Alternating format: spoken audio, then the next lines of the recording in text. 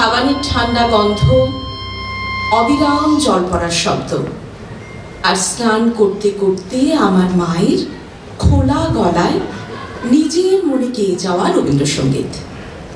আমার কাছে রবীন্দ্রনাথ মানে এইসব। আমার কাছে রবীন্দ্রনাথ মানে 25শে বৈশাখের আনন্দ উৎসব নয়, 22শে শ্রাবণের ব্যথা নয়, জোড়াসাঁকো ঠাকুরবাড়ি কিংবা বোলপুরের বিশ্বভারতী।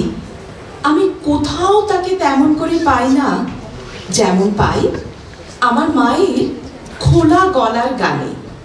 তবে তাও যেমন তেমন কিংবা যখন তখন নয়।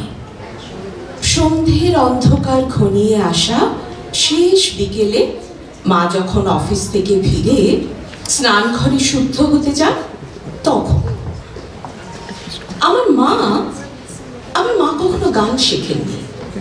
কেন শেখেননি এমন গলা? আমার মা বলেন, রবি ঠাকুরের গান তো তানের নয়, প্রাণের।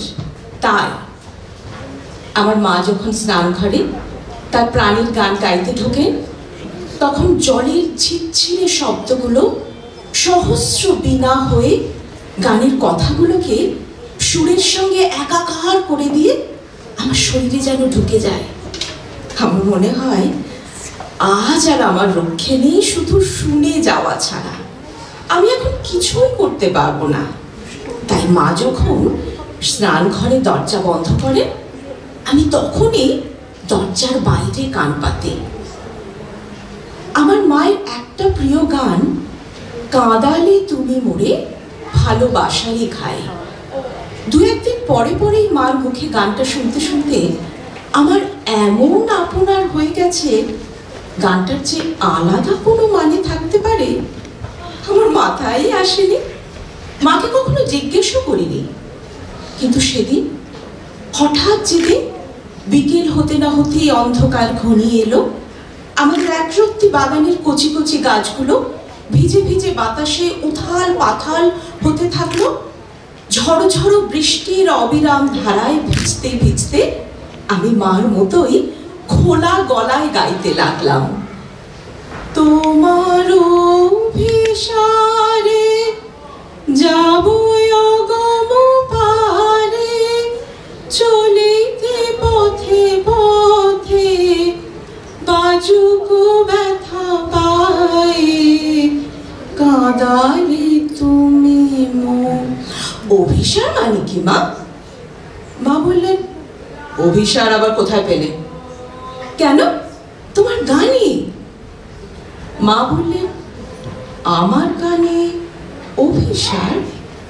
ও, তোমারও অভিসারে যাব অগম পারে? হ্যাঁ, ওখান থেকেই।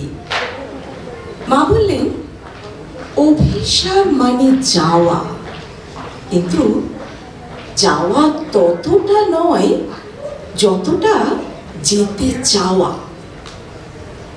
সবসময় ভিজে জামায় ঘরে ঢুকেই দেখি বাবা ফিরে এসেছেন কখন। বললেন, বৃষ্টিতে ভিজতে ভিজতে কোনো বর্ষার গান এলো না মনে? বাবাকে কি করে বোঝাই অভিসার শব্দের মানেটুকু? এখন আমি জানি, আজই জেনেছি ভালোবাসার আঘাতে কেমন করে কাঁদা যায়। এইসব নিয়েই আমার রবীন্দ্রনাথ। আমার রবীন্দ্রনাথকে এইভাবেই মেঘলা আকাশে, বাদল বাতাসে, মার স্নানের শব্দে, সাবানের গন্ধে, বিকেলে মরে যাওয়া আলো অন্ধকারে বারবার পেতে চাই প্রতি বছর যত দিন যাবে। নমস্কার।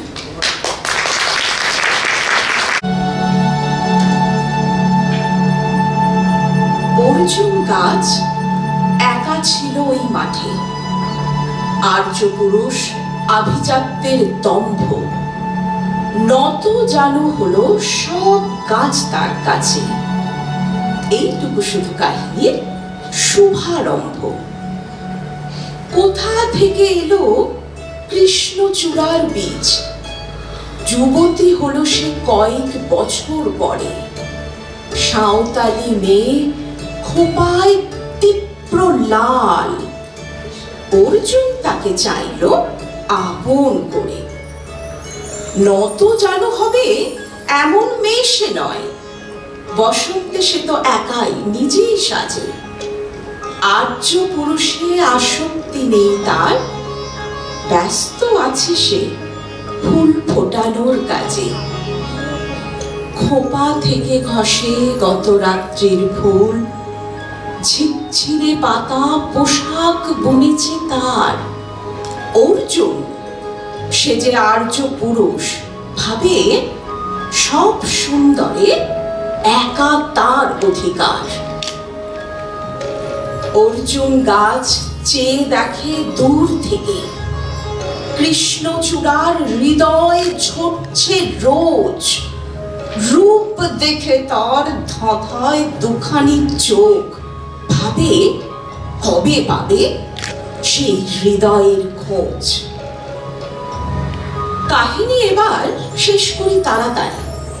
কৃষ্ণচূড়ার জেদখানি বড় বেশি, অভিমান সেও বিকাবে না কারো কাছে, বরঞ্চ হবে বন্ধু বা প্রতিবেশী।